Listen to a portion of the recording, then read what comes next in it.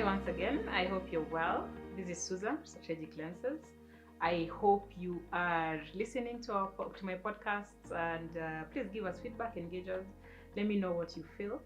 But this week, I'm coming into your space to talk about being your own cheerleader. Yay! Being your own cheerleader. Let me tell you guys, so many times we wait for other people to cheer us up. Okay. And yet we forget that we can do things by ourselves. It's like we are always waiting for that external drive, external push to happen, and just when that happens is when we can reach the best version of ourselves or the highest level of ourselves. Today I just like to come into your space and tell you, no, you don't have to wait for that applause. You don't have to wait for that, oh, go, you can do it. Do it, and someone to push you. Once in a while, fine. We all need that extra hand, that extra push, that extra support. But most of the time, people are so busy caring for their personal lives, caring for what they prioritized in their lives. And sometimes you just have to look into yourself and within yourself and cheer yourself up. Cheering yourself would come in so many ways. It could be that goal in life that you have set and you've not met it in such a long time. Tell yourself you can do it. Remember the internal, voice that we spoke about. Just tell yourself you can do it.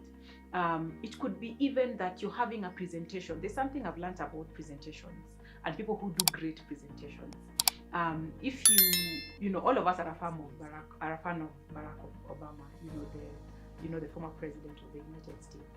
And one thing that I personally learned from him is, the way he articulates his voice and the way he commands the crowd.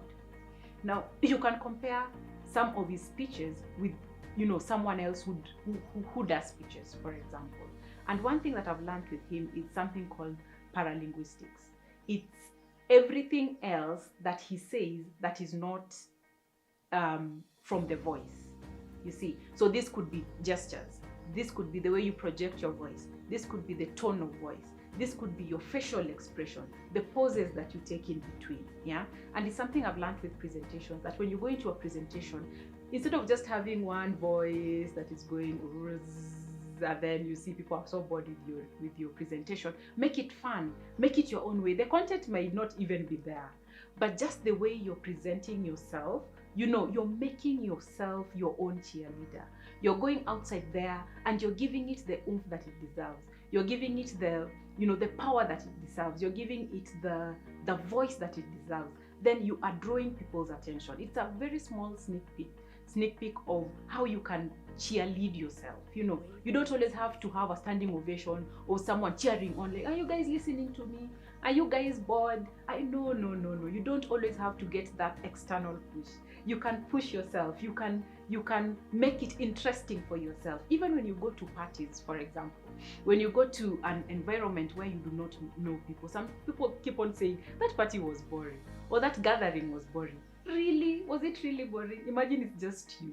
Sometimes you go into spaces where you feel bored, but most of the time it is you who is bored.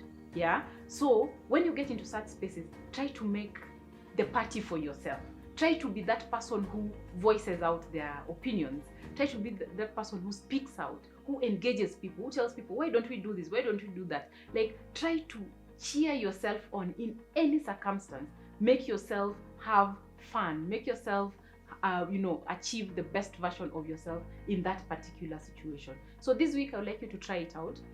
Whatever situation you find yourself in, be it at work, at home, at church, anywhere you find yourself in, be the one to make everyone have a good time in that particular space. Just try, so that by the end of the day, you're doing everything that is within you to make yourself have a good time.